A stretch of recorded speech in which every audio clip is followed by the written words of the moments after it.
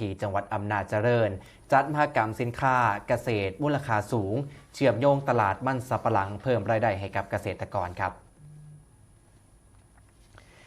ที่กลุ่มแปลงไงมันสำปะหลังหมู่ที่6ตำบลหนองคาอำเภอปทุมราชวงศาจังหวัดอำนาจเจริญ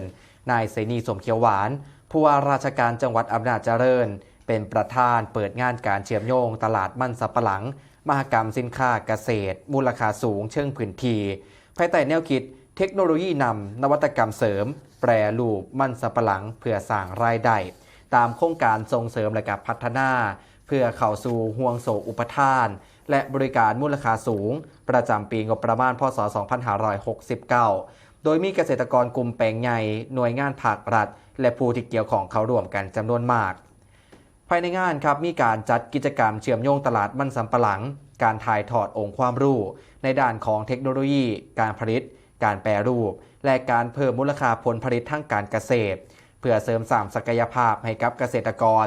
สามารถพัฒนาสินค้าเกษตรให้มีคุณภาพและมูลค่าสูงขึ้นทางนี้ครับจังหวัดอำนาจเจริญก็ให้ความสำคัญกับการพัฒนามันสำปะหลังซึ่งก็เป็นพืชเศรษฐกิจสำคัญของพื้นที่โดยส่งเสริมให้เกษตรกรนำเทคโนโลยีและการนวัตกรรมมาประยุกต์ใช้ในการผลิตและการแปรรูปเพื่อเพิ่มรายได้